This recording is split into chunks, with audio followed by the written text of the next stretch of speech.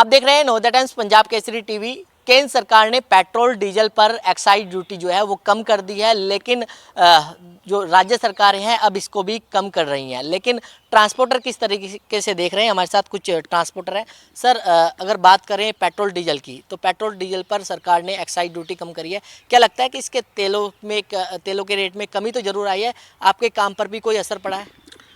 देखो जी, ऐसा है कि सरकार ने पहले इतने ज़्यादा रेट हाइक कर दिए हैं कि अगर सरकार उस रेट पे भी ले आए, अगर मोदी सरकार जिस 2016 में आई थी ना, तो अगर उसी रेट पे भी आज तक ये पेट्रोल और डीजल के रेट हो जाएं तो ट्रांसपोर्टर क्या पूरी दुनिया का भला हो जाएगा।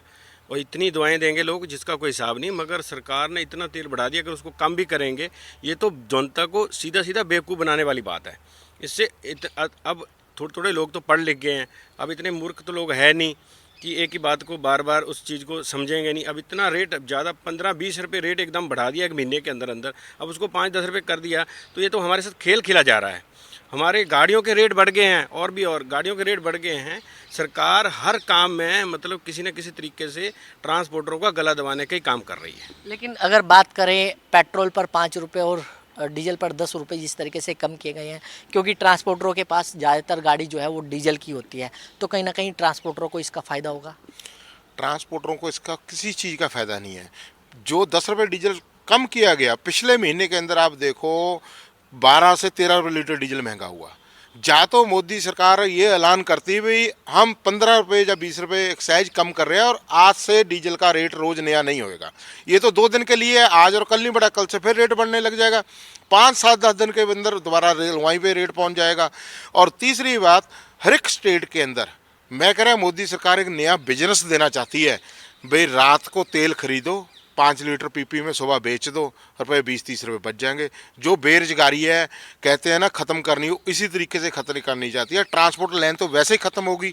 जीएसटी के दायरे में ट्रांसपोर्टर को ले आ दिया, टैक्स का आ गया ऑल इंडिया परमिट का, उसके अंदर आज भी दिल्ली के अंदर गाड़ी का परमिट नहीं निकला, ऑल इंडिया परमिट गाड़ी का, तो गाड़ी चलेगी कैसे? लेकिन जिस तरीके से राज्य सरकारें अपने टैक्स जो एक्साइज ड्यूटी है वो कम कर रही है, जैसे केंद्र सरकार ने करी है, केंद्र सरकार के बाद दूसरी, चाहे हरियाणा की बात कर लेते हैं, चाहे हिमाचल की बात कर लेते हैं, एक्साइज ड्यूटी जो है वो घटाई है। क्या लगता है कि दिल्ली में भी आप लोग दिल्ली सरकार से मांग करते हैं कि एक्साइज ड्यूटी जो है वो कम की जाए?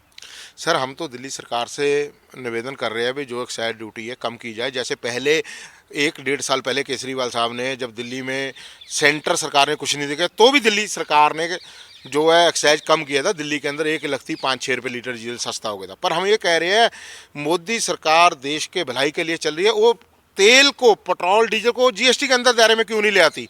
डीजल और पेट्रोल को जीएसटी में ले आए, एक समान रेट हो जाएगा।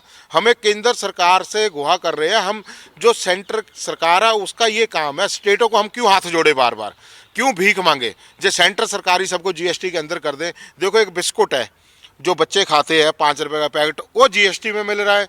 अगर आपने जूता लेना, कपड़ा अच्छा, जब पेट्रोल डीजल महंगे होते हैं तो क्या कारोबार पर भी असर पड़ता है? कुछ सारा ही पड़ता। देखो पेट्रोल डीजल महंगा होने के कारण घर की रसोई तक महंगी होती है।